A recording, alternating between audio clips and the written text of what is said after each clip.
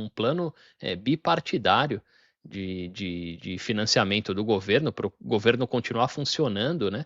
Ele influenciou totalmente esse cenário. E já vamos emendar, vamos falar sobre isso, né? A Câmara acabou de aprovar aí esse projeto, né, para evitar a paralisação do governo, horas antes do prazo final, na verdade, à meia-noite, meia-noite de sábado, né? Daqui a pouco, o governo seria paralisado, seria um caos, né? Principalmente porque faria com que os oficiais ali da TSA, né, que fazem a segurança nos aeroportos, parassem de trabalhar, são funcionários do governo federal, controladores de tráfego. Então, imagina, hoje é dia 20, hoje é a última sexta-feira antes do Natal, as pessoas estão indo viajar e os aeroportos ficariam inoperantes, né? Então, os caras tiveram que salvar aí. Como eu disse, era uma proposta bipartidária, né? Tinha ampla maioria aí dos democratas e republicanos. Essas propostas, né? Quando chega esse momento, e várias vezes, todo ano acontece, eles acabam, os políticos, é como aquelas emendas, né, que o governo oferece para os deputados no Brasil, é mais ou menos isso, eles enfiam outras coisas ali naquela bill, né, naquela proposta, para atender as vontades ali, as ambições de todos os políticos, dos dois lados, e aí eles passam. E na primeira proposta que foi redigida, tinha fundos para pesquisas médicas, né, pediátricas, tinha tinha um monte de coisa, cara, para infraestrutura, para educação, para saúde. Tinha coisas que faziam sentido, tinha coisas que não. Tinha fundos para uma organização global que trabalha enfim, é uma organização que meio que perseguia alguns veículos mais à direita, mais conservadores, e aí eram pedidos dos democratas e os republicanos protestaram, mas aceitaram porque tinham contrapartida, enfim, né? Um lado agradou o outro, enfiaram um monte de coisa como se fosse uma linguiça para passar. E aí o Elon Musk interviu por causa disso, né? Começou a pontuar por que tem isso, por que tem aquilo, e ele tuitou mais de 100 vezes e derrubou. Os políticos ficaram morrendo de medo de votar e não votaram.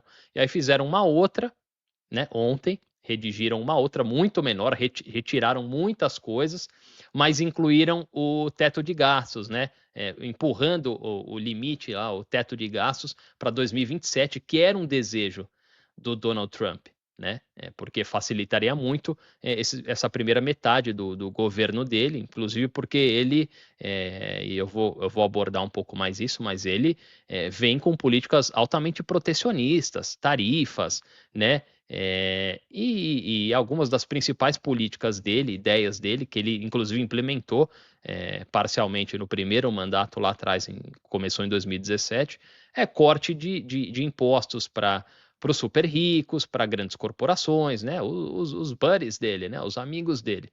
E, e aí não foi aprovado por causa disso. Claro, os democratas estão loucos, porque vai facilitar muito o caminho. Ele já tem maioria no Congresso, maioria no Senado, já tem a Suprema Corte, e ainda ele teria essa colher de chá aí de empurrar com a barriga o teto de gastos, né? E aí não passou ontem, e aí ficou, agora ferrou, agora vai paralisar o governo, porque imagina, só tinha hoje, sexta-feira, é complicado, não é tão diferente do Brasil, não, os caras começam a desaparecer sexta-feira. E, enfim, aí fizeram uma outra ali, removeram, a pedido dos democratas, removeram o teto de gastos, tiraram outras coisas, a proposta ficou ainda menor e agora foi aprovada, né? O que eu queria falar em relação a essa questão do Trump é que ele tem medidas, ideias aí. Eu acho que ideologicamente ele é bem diferente do Elon Musk. E acho que talvez esse seja. A gente fala muito do ego deles, dos personagens, né? Mas acho que talvez esse seja o ponto de ruptura, porque na campanha do Trump ele falou várias vezes que não pretende cortar o seguro social, não pretende cortar auxílios, não pretende cortar o Medicare, que é o seguro-saúde praticamente grátis, né, para pessoas acima de 65 anos, benefícios que são muito populares, né, nos dois espectros, né? O Medicare é muito popular entre os americanos, o seguro social nem se fala, quanta gente tem aposentada, né? Ou recebendo auxílio por invalidez ou outros problemas, né? Então, não tem, nenhum presidente tem coragem de mexer nisso. O Elon Musk, por outro lado, ele quer enfiar o dedo nessas coisas, nesses tipos de gastos aí que beneficiam quem? O aposentado, o trabalhador, as camadas mais pobres. Ele não está nem aí. Ele não quer mexer, e inclusive foi tema em relação a essa proposta de financiamento aí de fundos, né, do governo. Algumas medidas mexiam diretamente com negociações com a China, né, acordos com a China. E o Elon Musk, ele nos bastidores trabalhou muito, dizem principalmente por causa disso, porque a Tesla está na China, ele depende muito da China para a fabricação dos veículos dele, ele está expandindo na China, né? Ele tem muitos negócios, todo grande, qualquer bilionário no mundo tem negócios com a China, né? Então ele tentou proteger isso a todo custo, além dos contratos com o Departamento de Defesa, SpaceX, enfim, muita coisa, né? A participação do Elon Musk é importante falar, e o governo, enfim, não vai paralisar, né? Eu queria que vocês falassem sobre isso. Pode começar, professor Rogério. Pois um contexto muito especial, né? Eu acho que a gente, assim como a questão da Alemanha, né? De novo, a gente está num ponto de virada, né? O, o Trump, como você ressaltou, eu concordo plenamente com a sua leitura, tem esses conflitos, né? Esses atritos ideológicos com o Musk, né? Para quem vê de fora e não chegou a, né, esmiuçar o pensamento deles, acha, pô, os dois são de direita, ou, né, faz algum tipo de simplificação desse tipo, mas as coisas são mais complexas, né? E o Musk realmente tem um interesse, eles conflitam inclusive nos investimentos, né? Essa é outra questão. Os dois são ricos e empresários, né? Só que um deles é muito mais rico que o outro, né? Existe essa situação que é um desequilíbrio, né? A gente às vezes fala, né? Aqui nas lives de desequilíbrios em relacionamento amoroso, né? A gente tem nesse caso uma aliança de classe desequilibrada também, porque um é muito mais poderoso financeiramente que o outro, né? Mas o outro tem o título, né? Tem o poder executivo na mão, né? Então é uma queda de braço que é maluca se você pensar a fundo, né? Porque Professor, você viu o que o partido, a conta oficial do Partido Democrata no X postou agora há pouco? não cheguei a ver. Então, olha.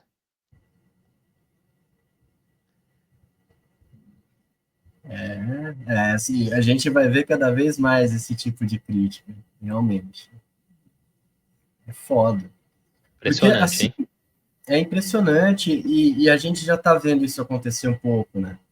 Infelizmente, tem um pouco já de verdade nessas críticas, né? Ele já está tentando, por exemplo, tirar fundos da NASA, né? Ele já está fazendo esse lobby, né? De acordo com a apuração de jornalistas, porque são concorrentes das empresas dele, né?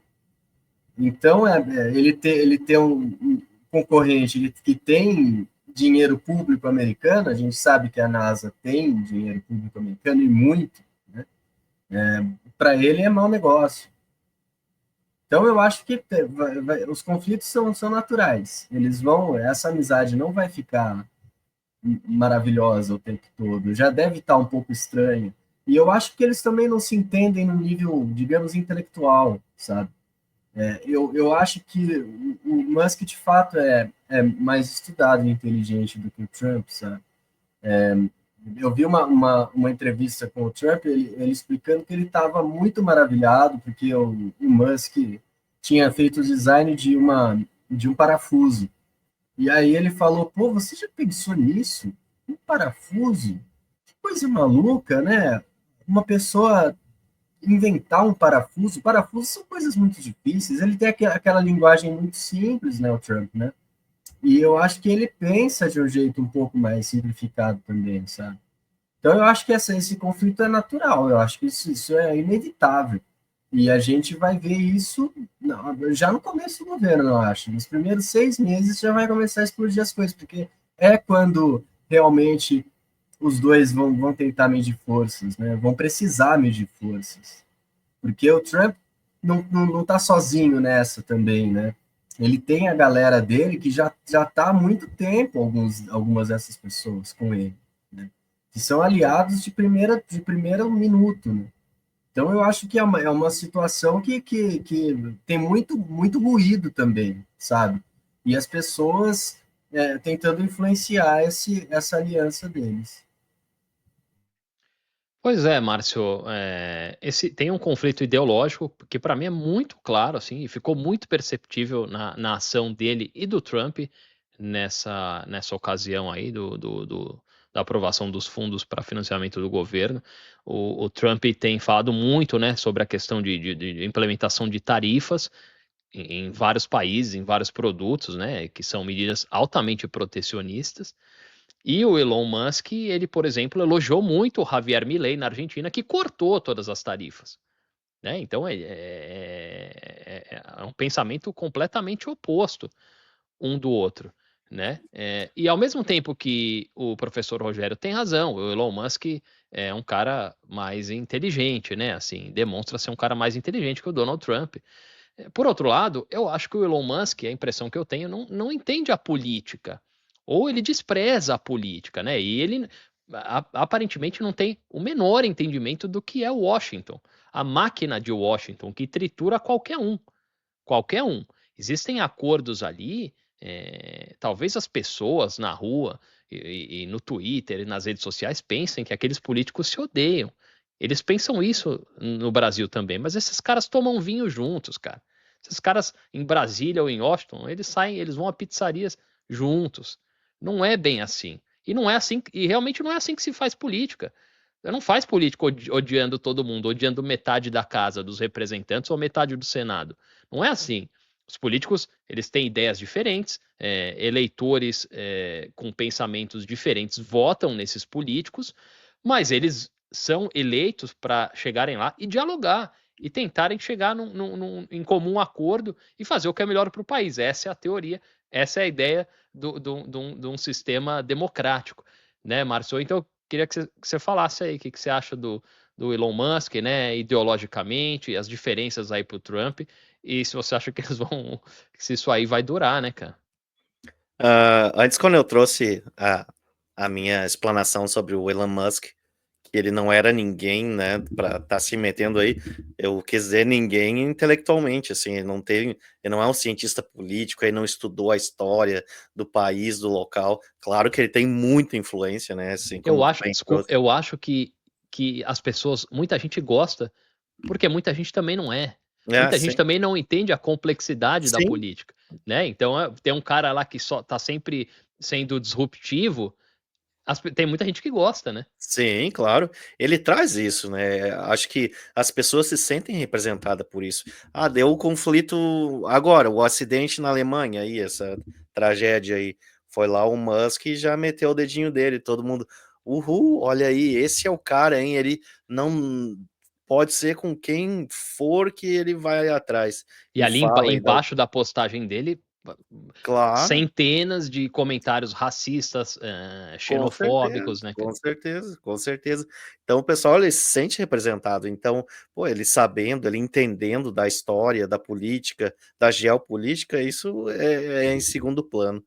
Mas a questão de Elon Musk e Trump, eu acho que é uma história de amor que tem data para acabar, porque eles se uniram, né, a força dos 2 foi relevante, né, pô, a gente viu aí como que foram as eleições, a lavada que foi, mas quando chegar né, o Trump assumir o poder e os pontos se convergirem, né, um contra o outro, aí eu acho que não o Elon Musk, acho que mesmo com todo o poder econômico que ele tem, ele não vai conseguir sobreviver a tanta pressão, assim como tu bem trouxe, o Washington vai esmagar ele não é nenhum ator político aqui, ele entrou na política agora, faz 6 meses que ele né, realmente tá nesse meio, assim, de agir mesmo como influência e twittar há tempos, né, mas assim, Palpiteiro, né? palpiteiro há tempos, sempre foi, mas assim, engajado nisso, o quê? Nos últimos 6 meses, talvez até menos. Então, quando o Trump, né, assumiu o cargo e as questões começarem a uma ir de encontro às outras opiniões, eu acho que nesse caso aí não vai dar bem para o Elon Musk.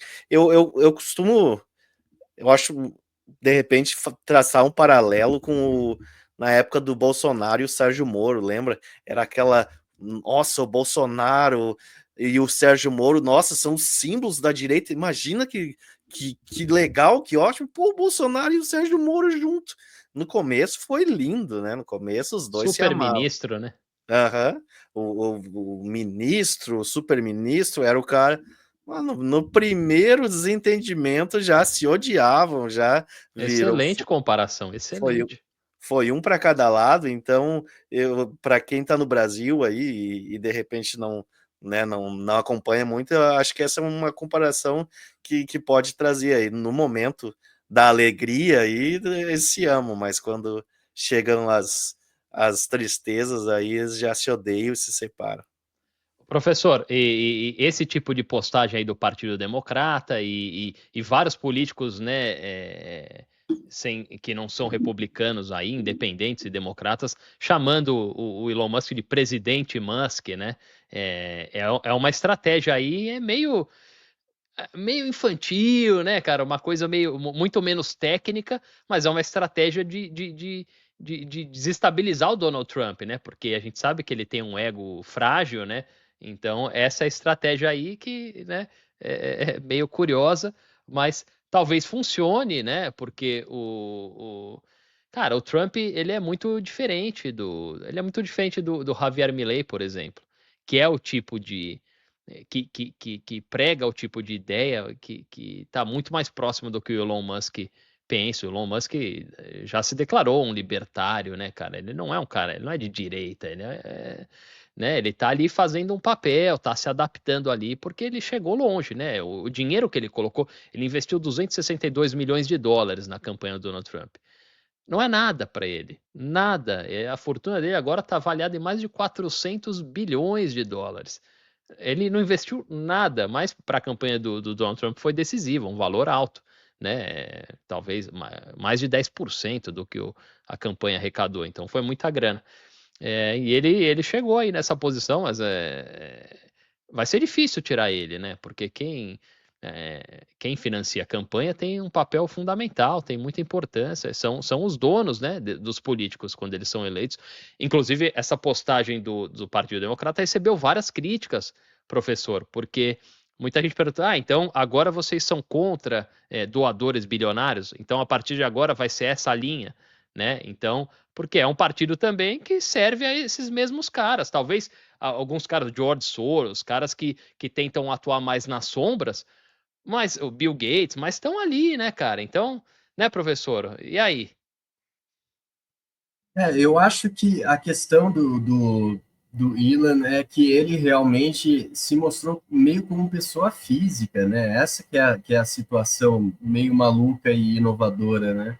Ele realmente, como você falou, os democratas, obviamente, têm uma relação com muitos bilionários, mas essa relação é indireta, ou é um pouquinho menos, né, escancarada.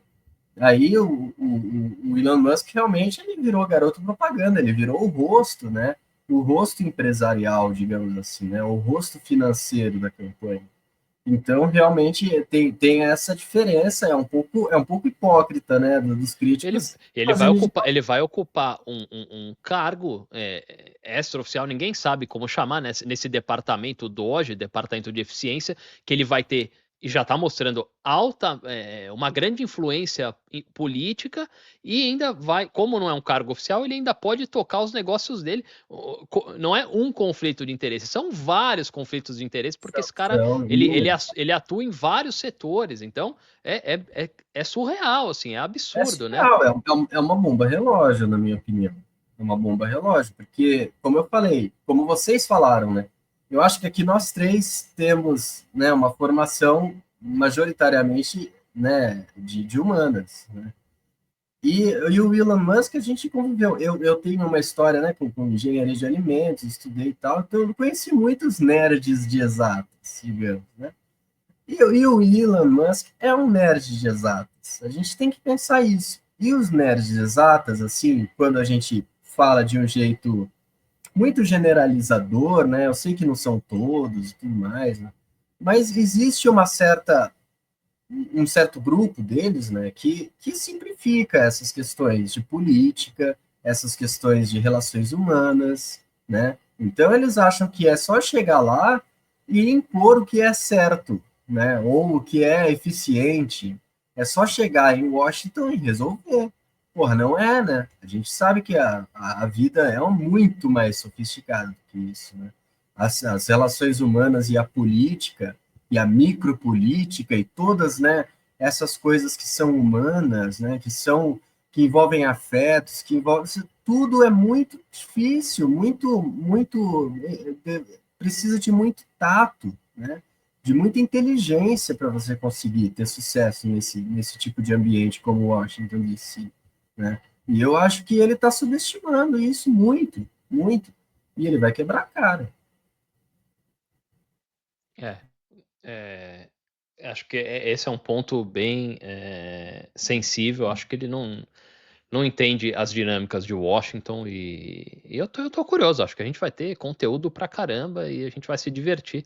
Afinal das contas é isso, né? Política virou entretenimento também. E o De Cima Imagem está aqui. Boa noite, amigos. O melhor e o pior do entretenimento na mesma noite, respectivamente, a vossa live e o especial do Roberto Carlos. Roberto Carlos foi descongelado aí. Hoje ele vai cantar lá, mas será que alguém assiste ainda, cara? Puta merda, né? Tá louco. Ah, assiste. Eu já conheci várias, nossa, A TV assim, liga sozinha, né, cara? a geração que era jovem nos anos 60, sabe? 60 e 70, eu diria, né? As mulheres especificamente, Eu acho que tem uma assistem. paixão maluca por esse velho. É É. impressionante. Uma dúvida: como será que o Musk é visto em sua terra natal? Aqui no Brasil, o que tinha de baba-ovo do Ike Batista não estava no gibi, até ele se mostrar um fracasso. Então, a terra natal dele é a África do Sul, né, cara? É um ponto interessante. Eu vou dar uma estudada nisso. Eu realmente sou completamente ignorante. Não sei se ele tem alguma influência na África do Sul. Eu já vi ele demonstrar muito interesse no Reino Unido, né? Ele vira e mexe, tá em Londres e tal. Agora, na África do Sul, não sei. Não sei se ele. Eu já vi alguma coisa, assim, realmente ele tem muita influência lá, principalmente, né, na questão de minérios usados em indústria, né? Então ele tem muitos negócios, realmente. Cobalto, né? Exato, é. E ele vive mandando umas diretas, não vou nem dizer indiretas, né? Para países que tem, né, que são ricos nesses minerais, que são usados por exemplo, para produzir os Teslas, né?